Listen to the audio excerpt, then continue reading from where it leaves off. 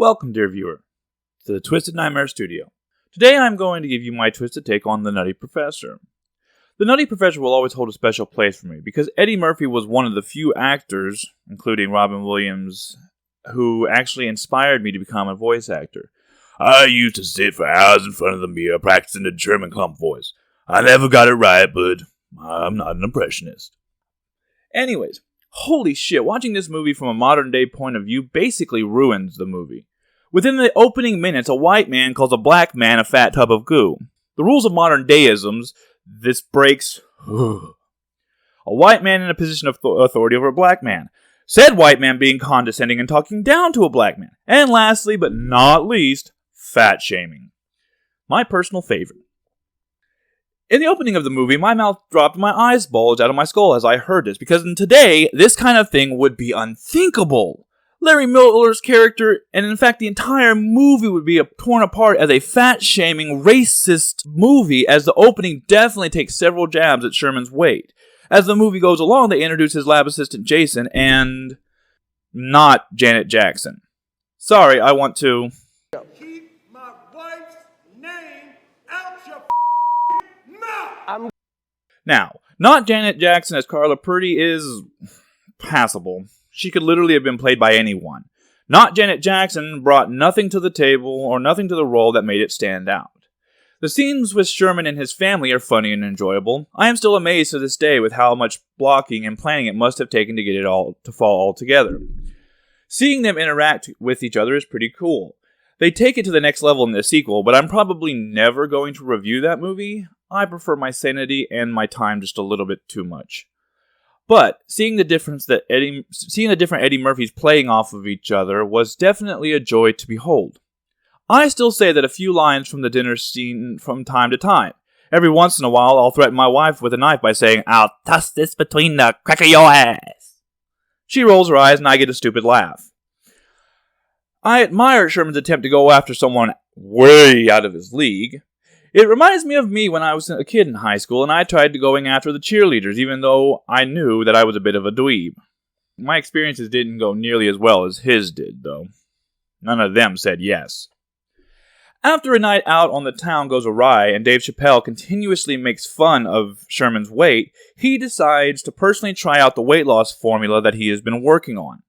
At first, it looks like he might collapse and die, but then the weight disappears and a thin hand rises up. At first, you cannot see exactly what has happened, but as Sherman walks towards a mirror, he realizes it works. After freaking himself out, of course. A brief montage plays of him trying on different clothes, working out, and eating, and that ends with Carla Purdy visiting the lab to see how Sherman is doing, and she gets this different version of him. Unsure of what to call himself, an officer, security guard from the college, shows up and calls him Buddy, giving him a quick name to cling to. The other name he chose while looking at Miss Purdy. When Carla catches up with Sherman later, she talks to him about Buddy before admitting that she's attracted to him. Sherman actively encourages her to date him because he thinks that this is actually him. He does not realize yet what Buddy will become. At the scream, Buddy decides to get even and take several shots at Dave Chappelle, who is back once again and taking shots at the crowd. Though his name isn't Dave Chappelle, it's Reggie Warrington. This is where Buddy decides it's time to give good old Davy Boy a taste of his own medicine, and of course, sing a lovely musical number before Dave decides to exit gracefully. So, I love Dean Richmond. Larry Miller's performance is hilarious as a stuck-up sycophant who has a serious dislike for the bumbling oaf that is Professor Clump. I do appreciate how he gets his comeuppance at the hands of Buddy Love by repeating back to him the same line that Richmond had said to Clump earlier about killing him. I love Eddie Murphy's portrayal of Sherman, but he definitely seems somewhat of a vulnerable idiot. Like, why would you invite the woman that you actually are physically attracted to your family, to dinner with your family, when you know how your family is? I hesitate to introduce my wife to some of my family because my family's crazy. Then I met her family, and, well, let's just say my family wasn't nearly as crazy as I thought. So, anyways, I really felt bad for Sherman even as I laughed at the situation. My wife was cringing the entire time, completely embarrassed for him. The way that Eddie brings each character to life with a bit of a different personality is astounding. You have the grandma who will say basically anything she wants and often focuses on sex. Believe me, in the sequel, it becomes really creepy. The brother is a bit of a creeper, the mother is a busybody who worries about her family, and the father is past giving a damn about what anyone thinks about him and has a fondness for passing gas. As it goes on, Sherman fights with his urge to become his alter ego Buddy Love because of how he was treated as Buddy. People treated him with respect, people liked him, and Carla looked at Buddy with desire that Sherman has never experienced. However, every single time that he turns into Buddy, more of Buddy's personality takes over and pushes Sherman away. His ego crashes out of control to the point where he takes credit for all of Sherman's research and then takes his job. Though I wonder how that works. Like, what's the criteria for becoming a hired college professor? Is it just to show up and act like you know what you're talking about and bam, without any credentials and proof, you're a college professor? If so, that would explain a lot of things about college these days. Anyways, Buddy Love is replacing Sherman. It doesn't make sense. Then again, most things in this movie and lots of movies don't make sense. Anyways, after losing his job, Sherman does what any person might do, mopes while eating, and while watching TV, he accidentally hits play on his VCR button and starts up a home video that Buddy had made for him. This taunts Sherman about how nobody wants him, that everybody wants Buddy. This sets Sherman in determination to reclaim his life and push back against Buddy. So he goes to his lab to be rid of the formula that created Buddy and to restore his life. To start, he pours out every bit of his formula. However, being clever enough, Buddy anticipates this betrayal and switches the diet drinks with more of the formula. Once Sherman takes a drink, it's enough to give Buddy back control. As Buddy Love comes back to the front, he lays out his plan for Jason. Basically, he's calculated it just right so that if he takes enough formula now and then some later, it will stop him from changing back into Sherman Clump ever again. He then clocks Jason and leaves for the party.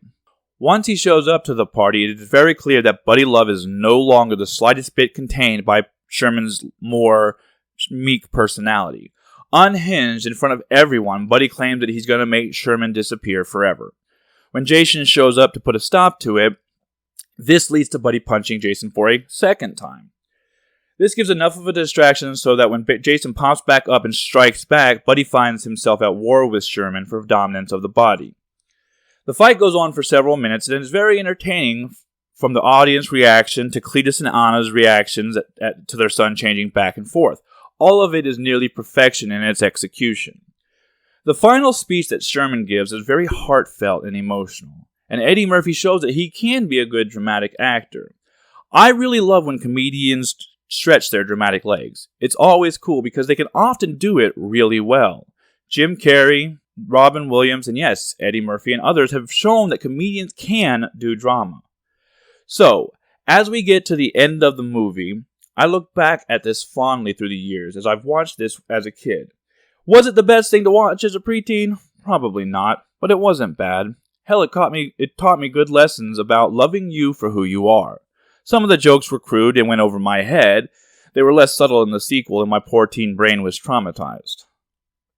So, The Nutty Professor, a movie that probably wouldn't be made today in today's climate.